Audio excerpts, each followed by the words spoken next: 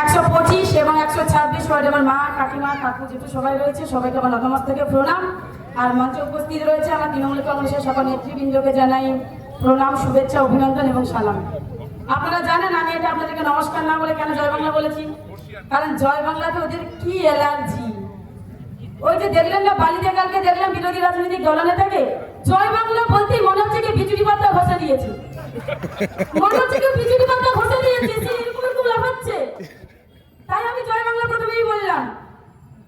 আর জয় বাংলা বলে একটা কারণ রয়েছে, মমতা ব্যানার্জি চতুর্থবারের জন্য মুখ্যমন্ত্রী হয়ে গেছে।